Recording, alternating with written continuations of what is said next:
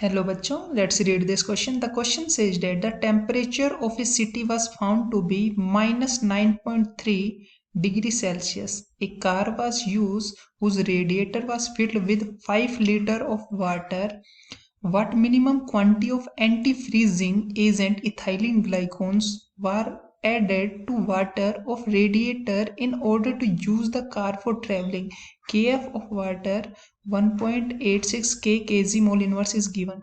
तो हमसे पूछा है कि जो एंटी फ्रीजिंग एजेंट है इथाइलिल ग्लाइकोल, उसका वेट पूछा हमसे कि कितना हम डालें ट्रेवलिंग के लिए वो यूज कर सकें कार को। तो देखो कैसे अप्रोच करना है। हमें पता है जो डेल्टा टी एफ होता है वो होता है के एफ इंटू एम। एम होती है हमारे मोलेलिटी, जिसको हम कैसे लिख सकते हैं, number of moles of solute divided by weight of solvent, और इन सिंपल हम कहते हैं मास ऑफ सोलवेंट। तो weight of solvent in KG.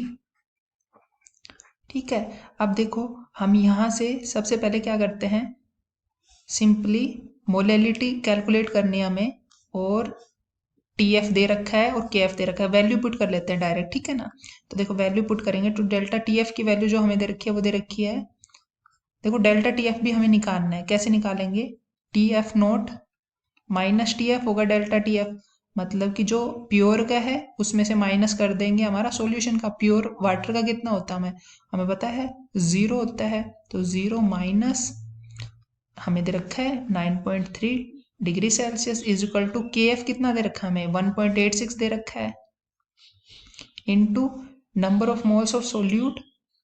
तो हम इसको लिख देते हैं सिंपली, मोल्स कैलकुलेट कर लेते हैं पहले। ठीक है, और वेट ऑफ सोलवेंट देखो केजी में दे रखा है लेना हमें, और यहाँ दे रखा है 5 लीटर ऑफ वाटर। तो देखो हमें पता है जो डेंसिटी होती है is equal to weight by volume होती है, मास बाय वॉल्यूम जो हम कहते हैं। ठीक है, तो हमें ये चाहिए W चाहिए, डेंसिटी इंटू वॉल्यूम कर देंगे तो डेंसिटी ऑफ वाटर कितनी होती है हमारी, ग्राम 1 ग्राम होती है। ठीक है ना, 1 ग्राम, और हम बोल सकते हैं 1 ग्राम पर सेंटीमीटर क्यूब।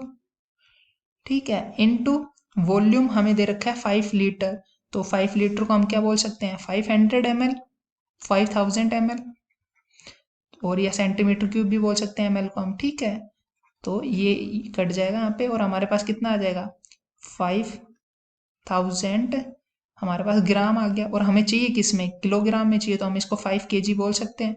तो यहाँ पे सिंपली हम 5 kg लिख देते हैं। ठीक है, तो यहाँ पे देखो हमारे पास आ जाएगा, ये वैल्यू प्लस में हो जाएगी, तो 9.3 is equal to 1.86 into N solute divided by 5। तो यहाँ पे देखो जो हमारे पास एन सोल्यूट आ जाएगा, मोल्स ऑफ सोल्यूट जो आ जाएंगे वो आ जाएंगे यहाँ पे हमारे 25 मोल्स आ जाएंगे। ठीक है, अब देखो ये 25 आ गए। अब हमें क्या चाहिए, हमें तो चाहिए कितनी मिनिमम क्वांटिटी यूज करें, मतलब वेट चाहिए इसका। ठीक है, तो ये होता क्या है, मोल्स क्या होता है, mass divided by molar mass होता है, या फिर हम कहते हैं weight divided by molecular weight. और मोलिकुलर वेट इथाइलिन ग्लाइकोल का क्या होता है हमारा, इथाइलिन ग्लाइकोल क्या होता है CH2OH, CH2OH ये होता है इथाइलिन ग्लाइकोल।